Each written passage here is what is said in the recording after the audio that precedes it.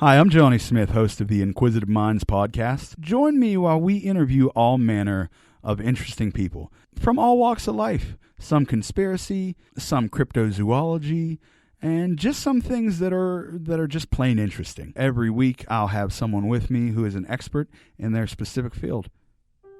This is the Inquisitive Minds podcast.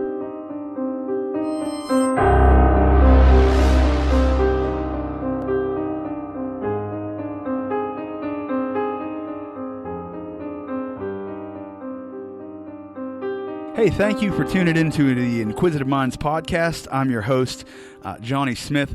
With me today, I have a very special guest of mine. He is a stand-up comedian. Right now, he is also a working laborer.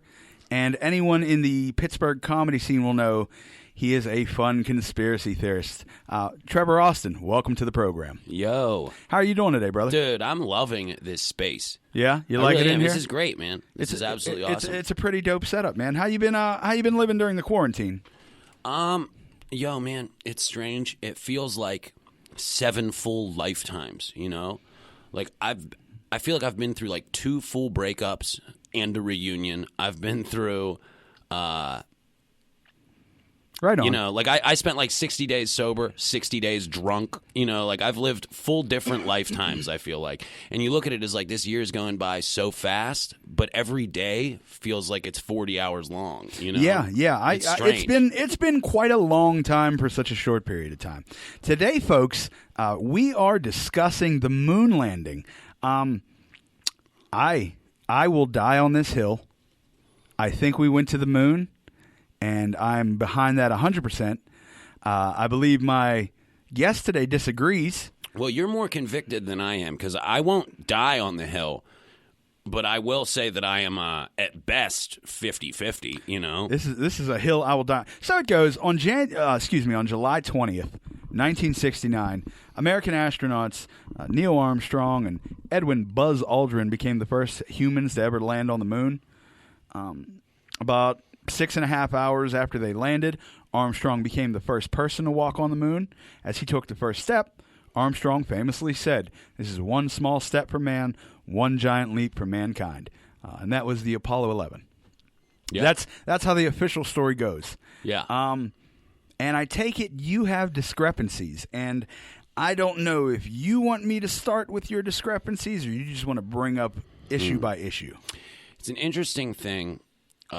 Full disclosure, people know, like, I am a wild conspiracy theorist. Yes. I'm a loud and proud, out in front conspiracy theorist. And when people have gotten on me, like people I respect and people who are friends of me, they'll pull me aside as if they like really give me like a care troll. Do you know what I mean? It's like, I'm worried about you, man. And it's like, honestly, I tell people, chill out.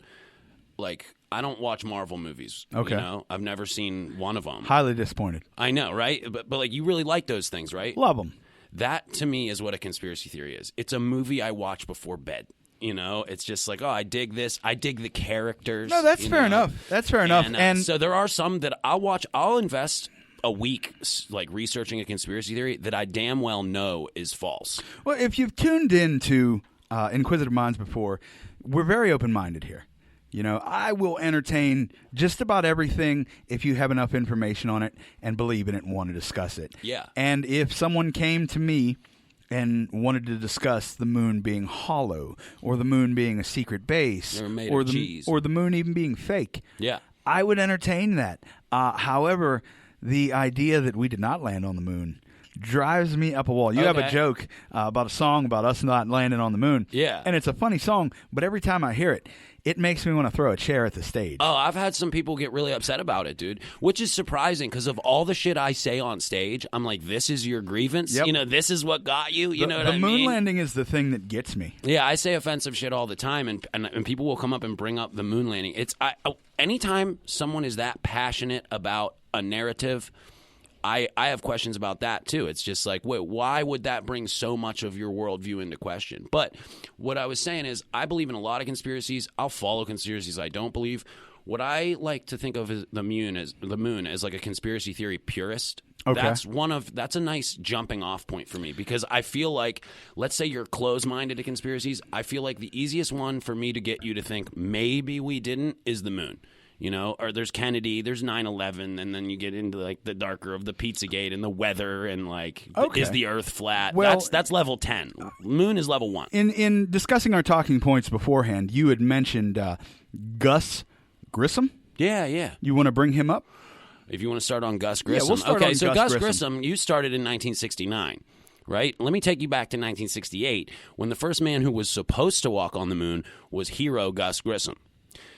Now, Gus Grissom was the poster boy of the NASA program. He was it. He was going to be Neil. You know how you just like, there's been 12 men who walked on the moon, right?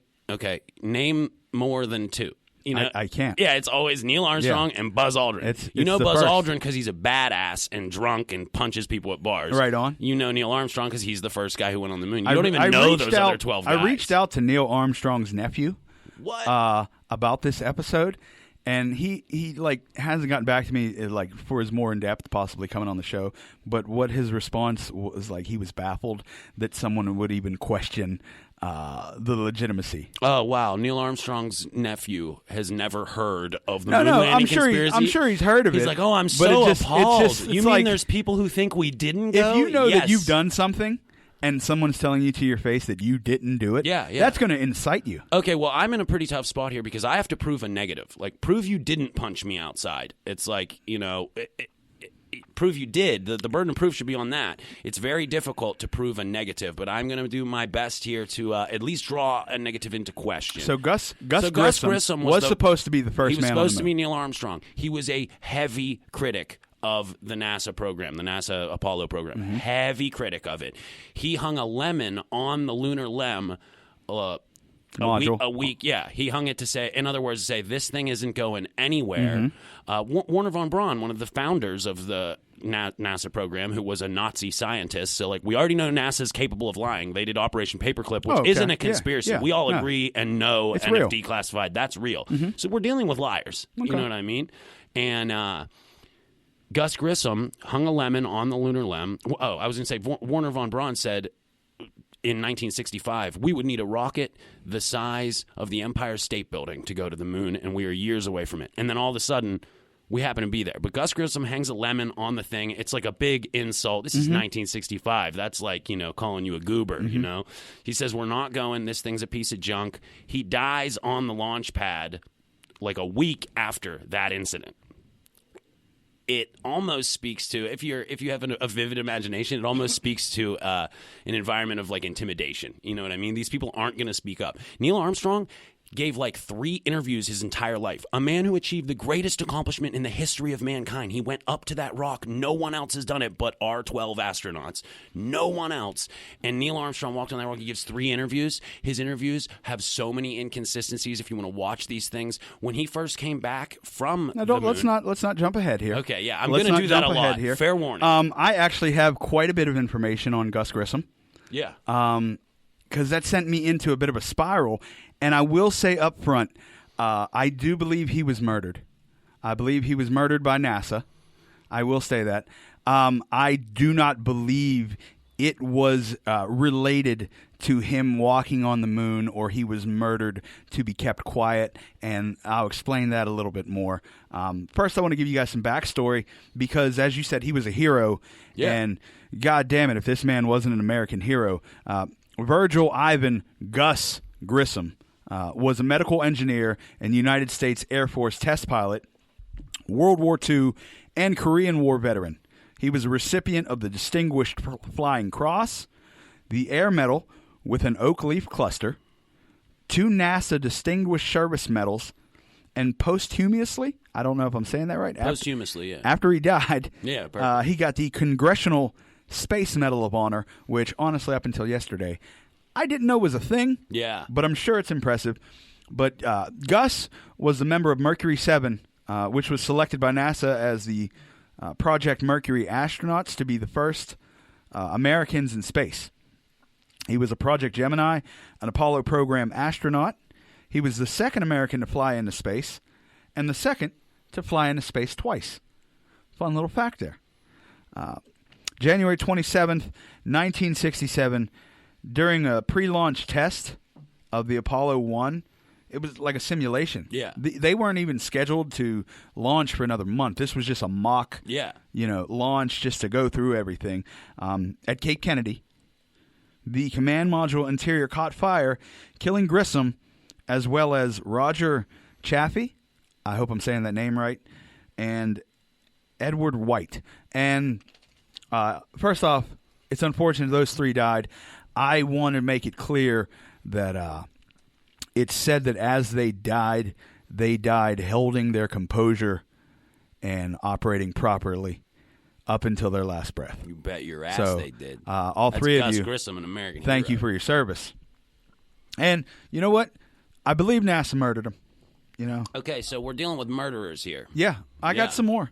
He was frustrated with the program at this point. Like, that. Yeah, you just very mentioned that. frustrated with the program. You mentioned he hung the lemon.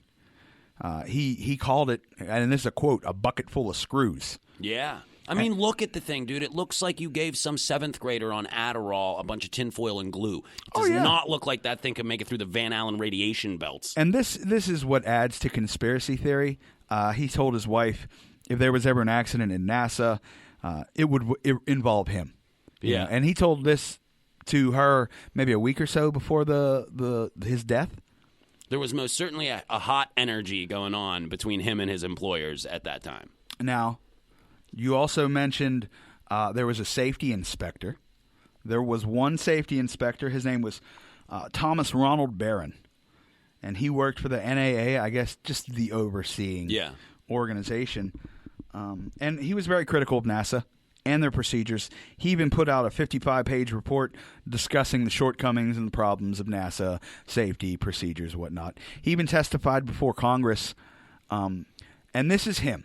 He said, under current circumstances at NASA, we would never make it to the moon. Now, I just like to highlight that he said, under current circumstances. There's a lot of phrases and conspiracy theorists take, and they change it around, they paraphrase, and they use it as proof. Now, when someone like that says, we would never make it to the moon, under the current circumstances, absolutely true.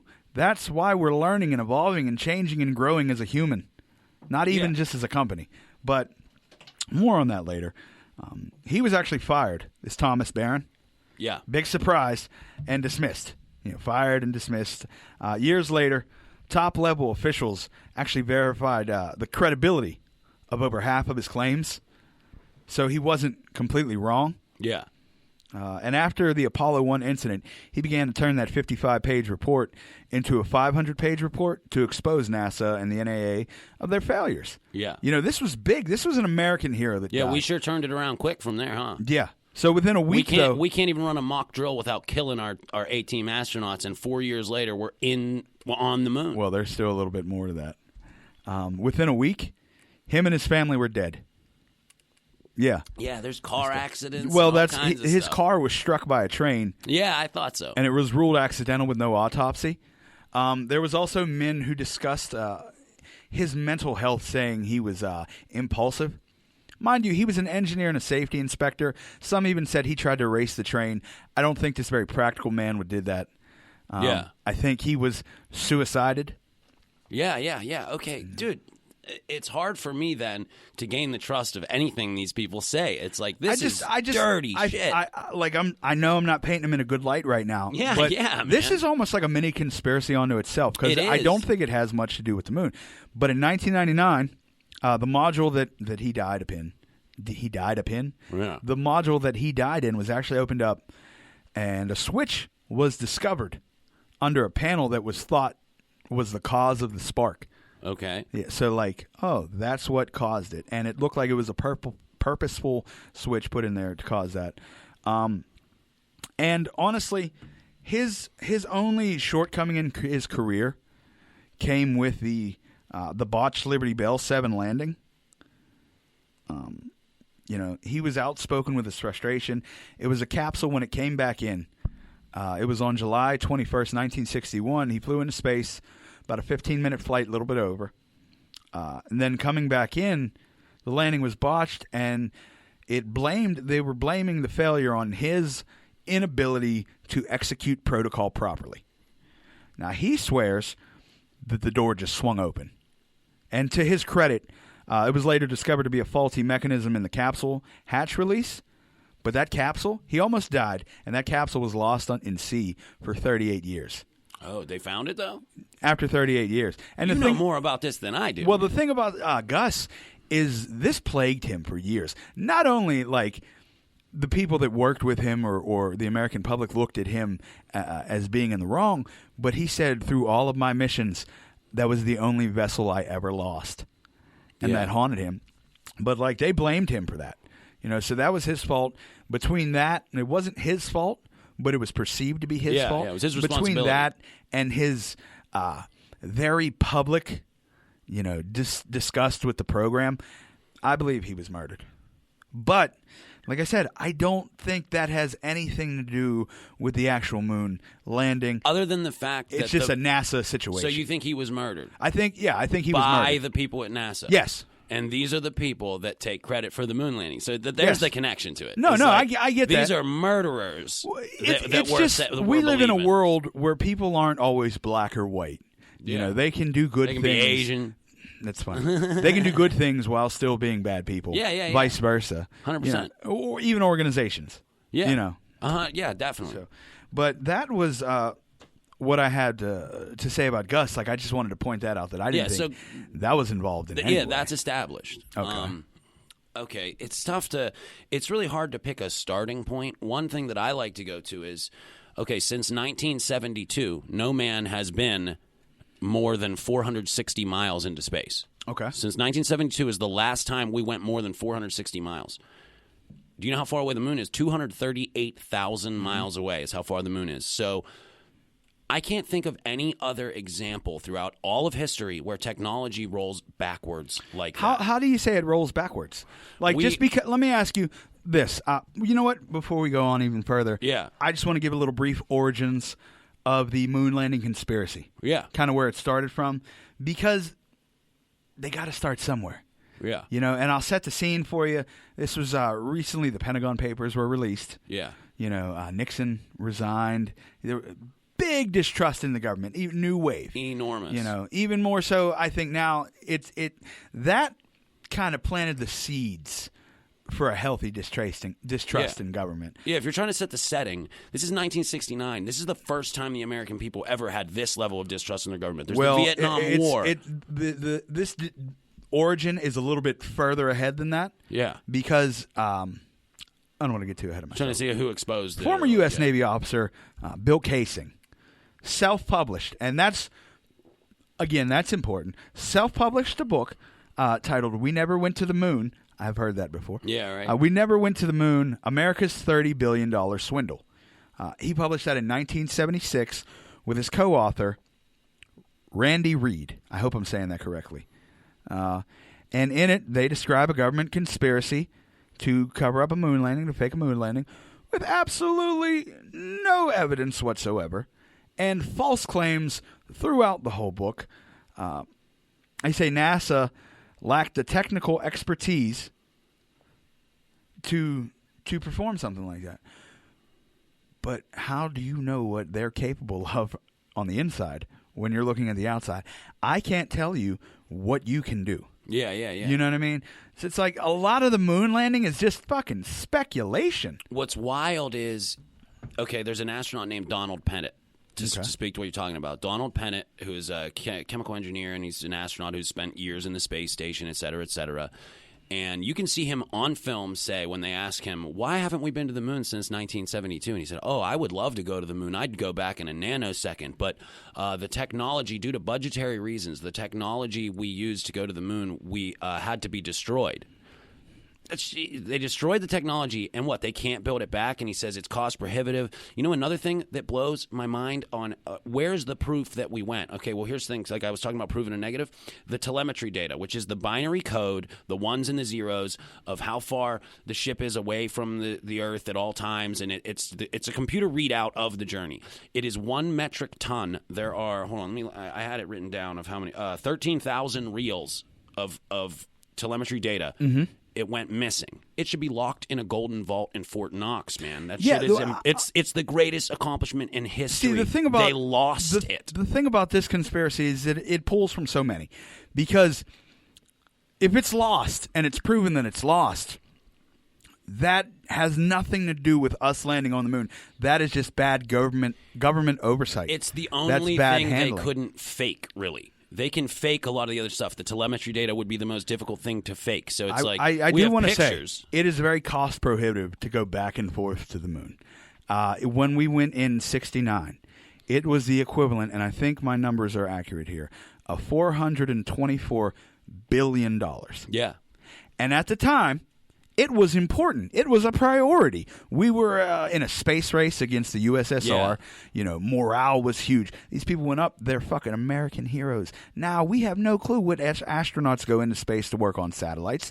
We don't know these people. They were rock stars back then. What you're showing me is motive, because we That's still definitely- give $24 billion a year to NASA. $24 billion is a lot different from $424 they still come billion. out and say we plan on going to the moon the last 2017. Mike They're Pence telling us they're going to Mars. Put out we've sent rovers to Mars, and that's you the can thing. send a rover. You can't send a person through the Van Allen belt. That's the big linchpin. Yes, you can. I'm glad you mentioned the Van Allen belts. You want to go ahead and mention them? Van Allen belts, which is a ring of radiation that wraps around the Earth. It starts 1,000 miles away. According to NASA, they are 24 miles thick. According to James Van Allen, the guy who discovered them, says that they are 67 miles thick of extreme radiation. Russia was trying to send monkeys to the moon, and they couldn't do it. They would get burned up. They sent them in this aluminum little crate through that radiation. And during that period, there was a 20-year period of solar flares happening. Any solar flare is going to fry those people to bits in a aluminum ship. You good to go? Yeah. The Van Allen belts, just simplify it, 2 zones or regions of intense radiation, partly surrounding the Earth at heights of several thousand kilometers. We can both agree with that. Yeah. Okay. Now there's 2 of them that they don't fully encircle it. Yeah. And there's a third one that rotates from time to time. Like sometimes it's there, sometimes it's not. I'm not a scientist, I can't fully explain all that. I will say though, I looked into this, and this was actually one of the more simpler things to debunk as far as conspiracy theory. Yeah. goes. The first thing and foremost is it's a different type of radiation than what we're used to. Yeah. And if I get these reversed, forgive me, but the radiation we think about here on Earth is like electromagnetic waves. Mm-hmm. Microwaves, atomic bombs, shit like that. That radiation is made up of charged particles. Yeah. It's different. It's very different. Not saying it won't hurt you. Yeah, yeah. It's just it's different. So that being said, with proper adjustments and studying, first and foremost, they didn't go straight through where all the heaviest radiation is. Yeah. That's absurd. Yeah, they say they went up through They different went route. through a route that Russia couldn't figure out. Well, and their space program, they had the 10 you don't first believe in space. you don't First believe in man. American superiority? Exceptionalism. But yeah, the Russia had the first man in space, first dog in space, first woman in space. They had the first satellite launch. They had all these different things, and yet they had no clue how to get through those radiation belts. And we figured it out. And another thing is, why didn't they, like you say, it's so cost prohibitive, and I understand that. Russia didn't end up going. They were already working on it. What, they just took it as a loss? Yeah, all they that lost, money? man. They lost. You ain't they first still or want last. to go. Yeah, You ain't first I or guess last. that's the spirit. The But radiation. China doesn't want to go. No, the radiation. They've been saying they're going. The radiation they went through, because they did go through Yeah. the Van Allen belts. The radiation they went through, and they changed. I don't have all this in front of me, but they changed structures of the ship. They changed alloys, things to adjust for this. because, like you said, they tested things first. Yeah, they couldn't get it done. We sent more simians. The Russians sent more dogs. They sent a total of 57 dogs in space. Those poor fucking dogs. We started sending macaques. Yeah. Fascinating. But anyways, the radiation was cut down to 1 to 5% of what they could have been exposed to. Like, so with the suits, with the spaceship, with the way they were flying, it was cut down immediately down to 1 to 5%. The Apollo missions, like I just said, this didn't go through the Van Allen belts directly. They flew around the most deadly areas and were not exposed to the more dangerous. They had less dangerous levels of radiation, and it wasn't for long. I want to say it was 3.5 hours on the way there and 2.5 hours on the way back. The amount of radiation they took in that is equivalent to a CT scan today. Well, another thing is, if you put a film reel through a CT scan, it can fuck it up. Yeah. We got those film reels back plenty fine. Yeah. No, there's believe me. Okay, so we've covered the Van Allen belts and established. I don't know what the hell I'm talking about with the Van Allen belts. I'm not an expert on that. I've read the words and written them down and recited them. Now, I do know a little bit about broadcast, and maybe here at the studio we could actually have some insight on that, I'm sure. Because something that has always irked me is we were live broadcasting from the moon in 1969. Live broadcast. Do you realize where's the power source? That would take 150,000 volts. They're up there with 12. It's unbelievable to me. The tape delay would be unbelievable. When you're watching a game at a stadium today, there's a 10-second tape delay. I find it absolutely appalling that they're going to try to say they had a live broadcast feed from the moon in 1969. Where's the equipment? This is from men much smarter than myself. Yes. I knew this question was coming. Yeah. And I prepared for it. There will be pauses in between, but as you can see, oh goodness, you got I have a fucking answer on how it was broadcast. The solution was called Unified S-Band, or USB. It combined tracking, ranging, command, voice, and television data into a single antenna. Voice and biomedical data were transmitted at a 1.25 megahertz FM subcarrier. Telemetry was done on a 1.024 megahertz biphase modulated subcarrier, and the two spacecraft, the command and the lunar modules, would use a pseudo-random ranging code using common phase modulated S-band downlink frequency of 2287.5 megahertz for the CSM and 2282.5 megahertz for the LM. In short, every type of information traveling between the ground and moon-bound spacecraft had its place, except for the televised broadcast. Now, did any of that make sense to you? Very little, if I'm going to be honest. Does it sound... It might as well have been Japanese. Okay. Yeah, I'll trust it. He sounds like he knows what he's talking about more than I do. And that's the whole thing with all this is like... I don't know what I'm talking about. I'm well aware of that. But you don't necessarily have to know what you're talking about to walk in a room and be like, it smells like someone took a shit in here. You know what I mean? You can feel, like, to me, there's so many different holes and questions. And, like, they had motive. These are murderers we just established. You know why it stinks in here? Why is that? Because I'm the shit. You got it. But you know what I'm saying? That there's motive and... I got some more for you. Yeah, keep going. To free up space for a television downlink from the lunar module, NASA removed the ranging code and changed the modulation phase from phase to frequency. That freed up 700 kHz, kilohertz? I don't know what those are. I don't know what that is, too. A bandwidth for a television downlink on the USB signal. The problem was this wasn't enough bandwidth for the standard video camera of the day. And that transmitted 525 scan lines of data at 30 frames per second at 5 megahertz. Instead, NASA would need a slow scan camera optimized for smaller format. 320 scan lines of data at 10 frames per second that could be transmitted at just 500 kilohertz. Seems like a lot to put into making sure we can show people while we were up there. It was very important. You know what I mean? They had a burden of proof. They had to prove. I'm glad I put this in paragraph format because it's allowing me to jump in and out of my explanation. Now, with the guidelines for the camera set, NASA awarded 2 contracts. One went to RCA for the command module camera. Another went to Westinghouse's Electric Aerospace Division for the lunar module camera. Now, the Westinghouse slow-scan lunar camera was designed by Stan Lieber, program manager of the Apollo TV lunar camera. It was small, a lightweight camera designed to withstand the punishing forces of the launch, the subsequent sudden weightlessness, and the striking temperature differences in space.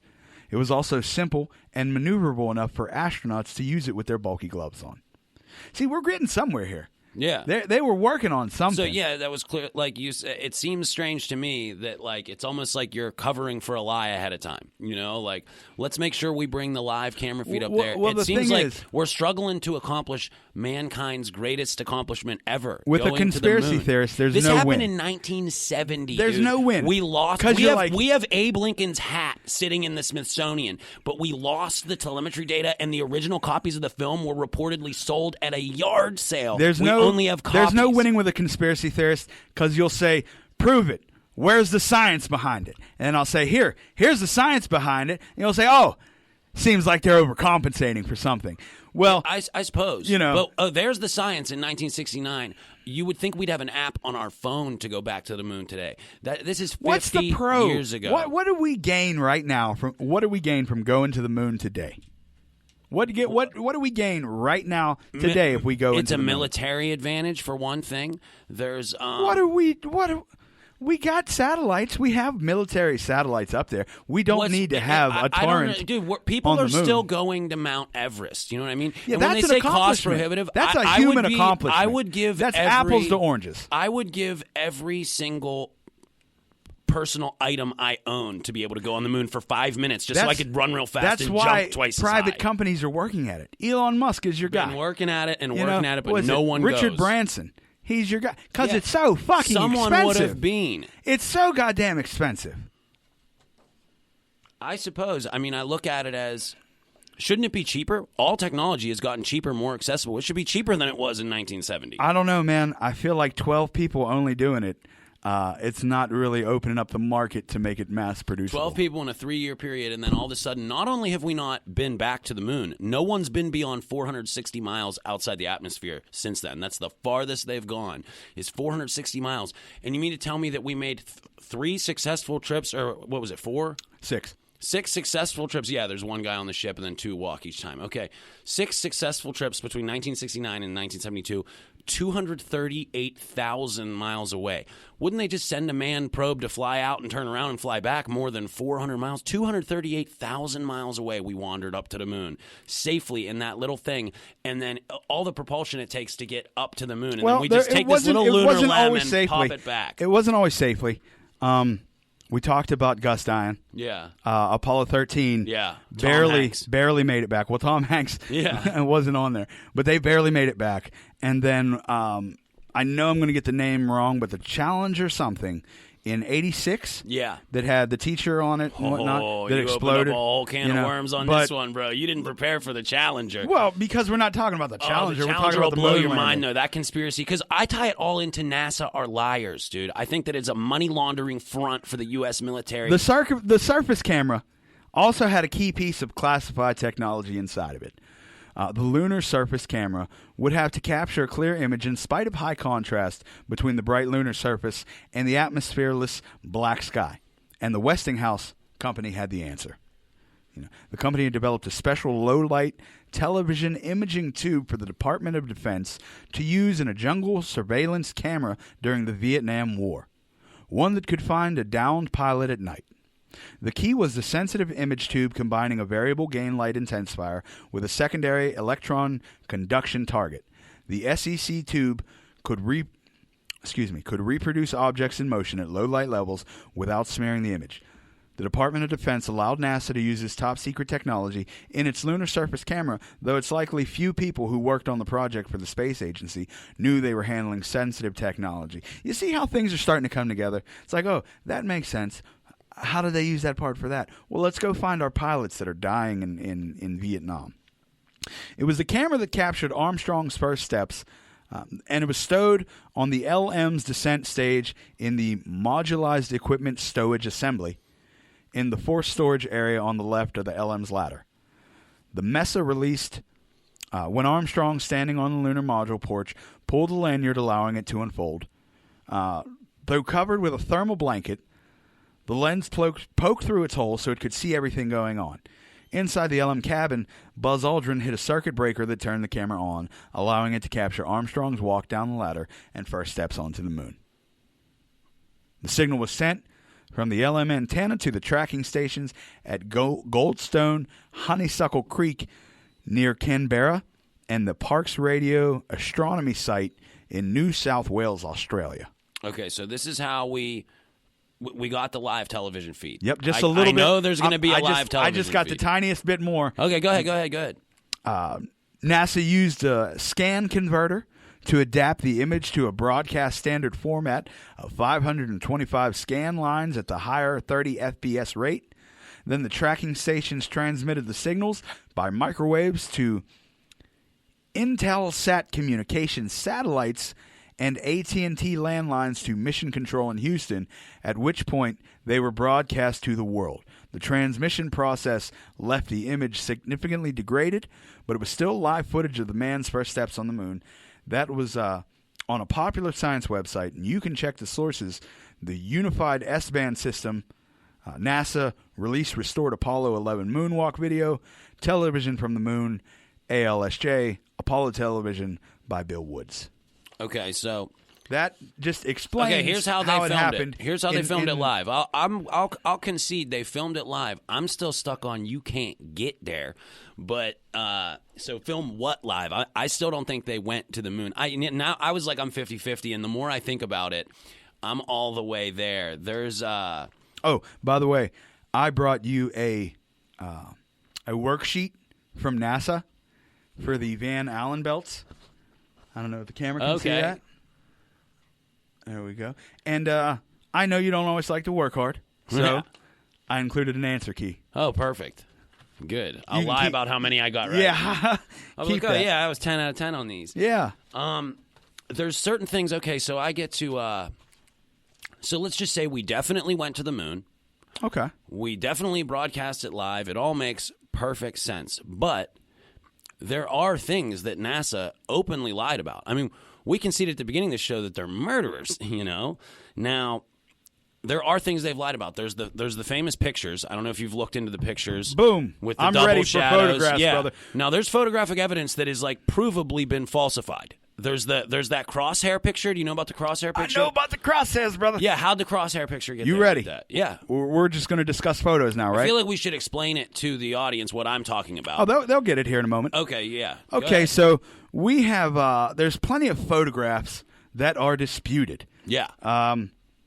First, talk and about foremost, the shadows, too? That's right here first Now, on the I've list. seen many explanations for that. Lighting and shadows. Yeah. You know, they say it looks like a sound stage. I'm Yeah, sure you're yeah, familiar yeah. with, Stanley Kubrick Oh, directed that's it. the part I wish I looked in more to because it's so fun. Bro. That's the most fun part I of hate this. that one Yeah, because it's it's ridiculous. It's complete ridiculous. nonsense. Yeah. Like, it's completely unfounded and Yeah, mere you know, speculation. Eyes Wide Shut came out 30 years Yeah. to the day Yeah. of the. That's just a fun part. Yeah, of it. it's That's like- my favorite part. Like, it can be a fun conspiracy to discuss, Mm-hmm. but when people talk about things that, like, there's literally nothing that points that other than guys going, hey, 2001 A Space Odyssey looked Yeah, pretty yeah. similar. Yeah, right. Get the fuck out of here. Well, it's okay. Kubrick. He nailed it. Yeah. Mm-hmm. One flew over the fucking moon, huh? So people talk about lighting and shadows like there's multiple light sources, studio lighting, Yeah. shit like that. I actually have an answer from Roger Lannis with me, and he is a space historian. Again, did not know that was a thing until Yeah, this yeah. week. You know, that's a pretty cool title. I'm a I should have put space that in historian. my bio. What do you cover from the Big Bang to everything fucking else? What? Yeah. I usually start before the Big Bang. He says the multiple reflections and the studio lighting, the sun, the Earth's reflective light reflecting off the lunar module, the spacesuits, and the lunar surface were all the cause of light manipulation because everything's shining off each other. I didn't know this, but apparently with the lighting, when they were taking photos of the astronauts, their suits were like fucking equivalent of glowing. Okay. In comparison to everything else. And it's Because it's strange. There's parts of where Armstrong is in pure black. You can see. Oh, yeah. But his uniform shows. That's strange. yeah. Oh no, definitely. There's there's anomalies. Yeah. But there's reasons for them. Like, that's the thing, too. I don't want to say, like, oh, things don't seem weird. Oh, there's definitely some things that are shady about it. Things seem weird, but there's reasons behind it. Yeah. You know what I mean? You just mentioned, where did all the stars in the background go? Yeah. You know, that's people latch on to that. Like, if idiots forgot to put stars in the background. Well, there's a huge part of when I talked about the press conferences when they first came back and they sat down, the three of them in a row, and it looked like they were being grilled by the principal. These guys are very nervous. They're looking at each other. I'm going just on body language. This is all, just you're just kind of just the field test here. But in one interview, Buzz Aldrin says it was unbelievable. You could just see every single star in the sky. It was like there were millions of them. You can see a week later when they're not together, they ask Armstrong, and he says, I don't recall if I saw any stars or not. You're the first man ever in space. You're an astronaut, and you don't recall the stars. I went camping 2 weeks ago. I'll never forget how beautiful the stars were. You know what I mean? You're up in space, and I'm not sure if I saw stars or not. There's just so many of those that I've filled my head with for too long. And I get that. And I just want to say, as far as like discrepancies in interviews, they're not true, but just because he says something that sounds suspicious doesn't disprove anything. See, that's the thing. They gave you all this evidence. Here's the moon landing. It happened. Here's all our proof for it. And everyone says it's fake, but no one has disproven it yet. It's pretty hard to disprove it. It's to prove a negative. And the biggest thing I keep going to is the telemetry data. They lost it. It was a metric ton. What kind of bonfire do you have to lose a metric ton of telemetry data? You're absolutely correct. You're absolutely bizarre. correct. From what I understand, we have lost atomic bombs out there. God. We've lost submarines. Like, there's big fucking things we lose. And I get it. It's for NASA, and people distrust the government. I get that, but it is not. It is not necessarily a conspiracy because they're fucking stupid. They said they taped over because you want the original film because you can tell. There's easier things you can prove that have or have not been doctored off the original film. They said they taped over it because of budgetary issues in the 70s. What a Friends marathon was on? You taped over the original moon landing tapes? Like, that's an unforgivable sin, dude. I taped over my 5th grade graduation. Yeah, that's almost as because important. Of budgetary reasons. I taped Soul Train, an episode of Soul Train. I was about 12. And Soul Train provided me with more entertainment than my that's excellent. 5th grade graduation did. My family wasn't as happy about it. But things happen, And as far as the no stars in the background, it's difficult to capture something very bright and very dim on the same bit of film. Something... they didn't have a hard time producing it live all the way back to America. Setting the camera with proper exposure would render the background stars too faint to see. And honestly, this one's pretty easy because most photographers would just attest to that. Yeah.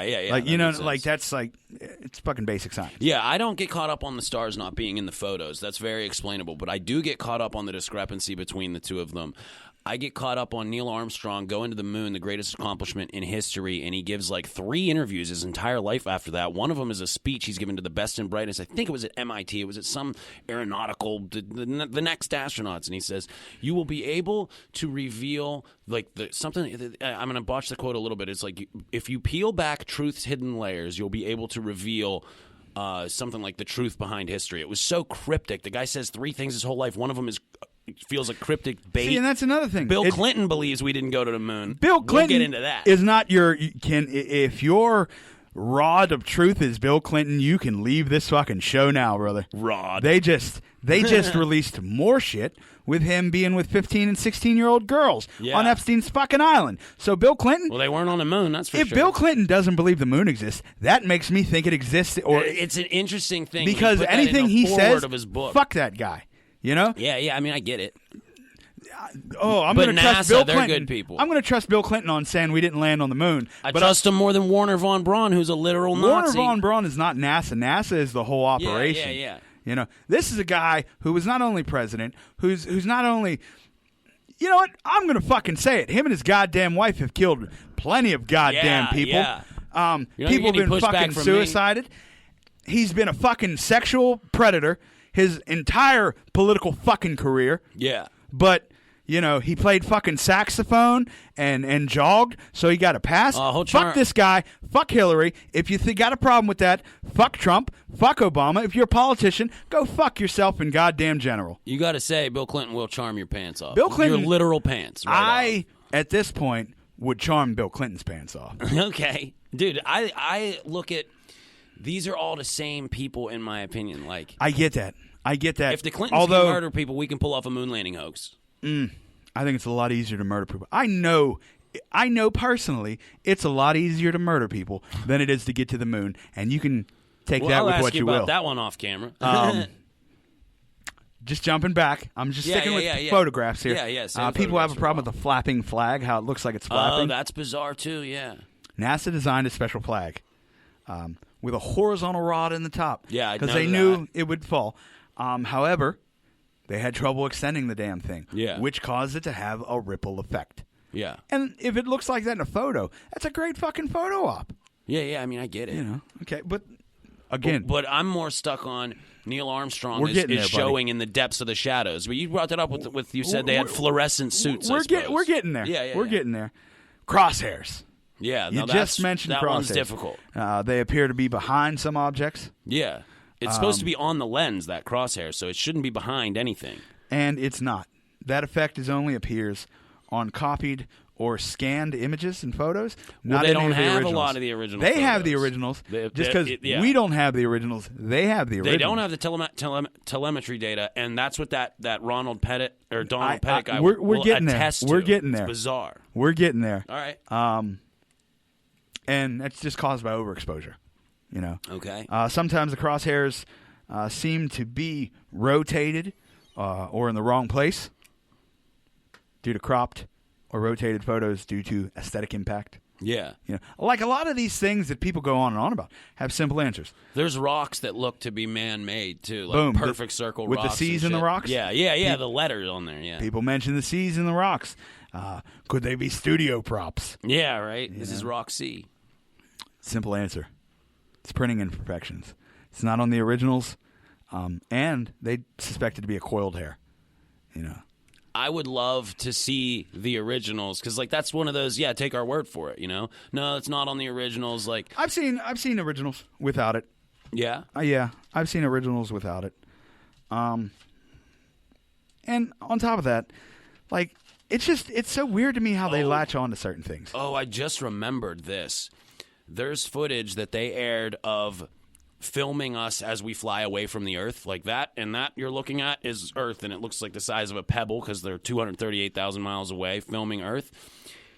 There has been footage released that proves they were doing a mock presentation of that. They did not film the Earth. That you can hear them in the background saying, it doesn't look quite right. Here, try moving it this way. And it's literally like a black piece of paper held up in front of a camera with a hole in it. And then the light coming through that hole looks like Earth. And you can see that it moves, and you can see a guy walk in front of it. And you're like, oh, this is... right on. And without seeing that video... They did some bogus stuff. Or knowing, I wish we had that source, that capability. I can't comment We've on lost that. the technology. I just also want to make a point to mention, the overall fucking size of conspiracy. There's a saying, and I'm sure you've heard this before, 3 people can keep a secret if 2 are dead. Yeah. There was over 400,000 people that had worked on the Apollo alone. Yeah. I mean, there's one guy who's cleaning the floors. With over 20,000 companies involved. Yeah. That's a lot of people. Yeah, I mean, I suppose only a few at the top. And it's it's not a secret. I know about it. I'm not on the inside. You know what I mean? That's the best way you can say it, because that's funny. The way you put it. Yeah. If you just casually dismiss it. But I also want to mention, because it's not like this is a competition here. Yeah, I'm not going to convince you. You're not going to convince me. I mean, I definitely, like I said, I have doubts. My hero, Alex Jones, he believes we went to the moon. He takes a non-traditional stance. Alex Jones is so full of shit. I was listening to him this morning, actually. Oh, really? From the original Joe Rogan interview, the episode 9/11. Oh, it's such a good one. And he's just... What it is people get on these rants and they scream and they just go off and they're by themselves usually, like Alex Jones. So they have no one rebutting them, no one fact checking them, and then it just gets put out into the airwaves. But when there's a conversation, we can actually check facts. Things are a lot fucking different because anybody can say, "Oh, they're killing babies and eating them, and that's what they're using to propel us to space." Huh. Yeah, these are outrageous fucking claims. He has, and no one has proof of it. And even if they were, which is such a fucking stretch, it's not going to be public knowledge. So you can just say shit Alex into the Jones ether. deserves a Pulitzer Prize for excellence in journalism, and he'll never get the respect he deserves. You know how many journalists just outright lie all the time? Alex Jones does that, and, I would he's give wrong Alex about a lot. Jones an award as a performer. Oh, yeah. But dude. not a Definitely journalist. Dude, he exposed the Bohemian Grove. That's one of the Jesus most Christ. incredible things that have Jesus ever Christ. happened. Dude, there are billionaires who worship Satan in What- the woods what and light came out owls of it? on fire What in came robes. out of it?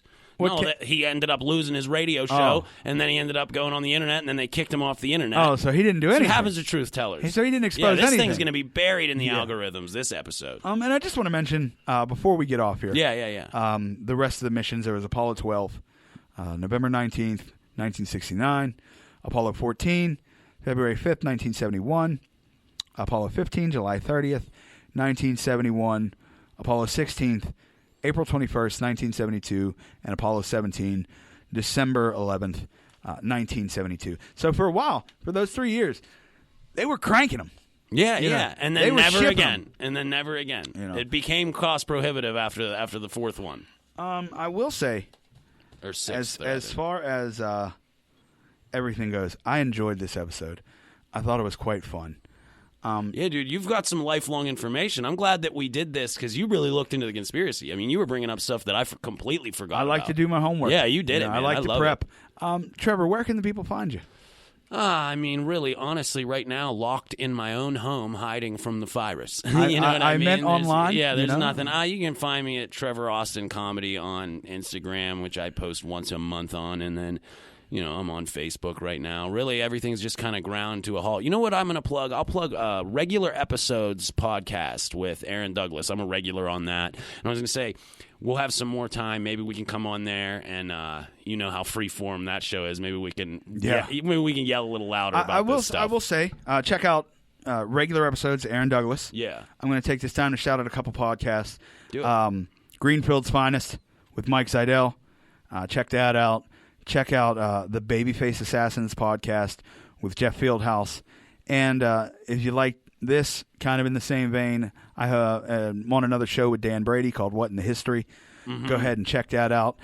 Quick announcement as far as my personal life goes. I work for an Audi dealership as a lot attendant. I have decided to venture out and start my own detailing. So hopefully I'll be up with that within a few weeks.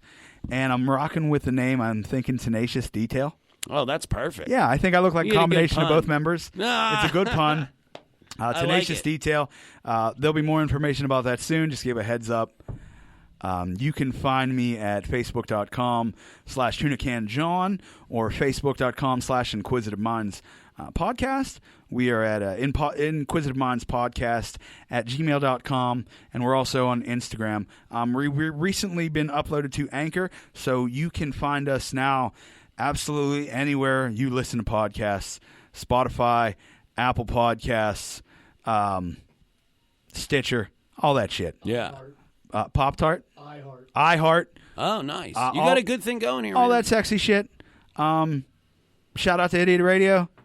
And thank you guys for tuning in. Thank you for having me.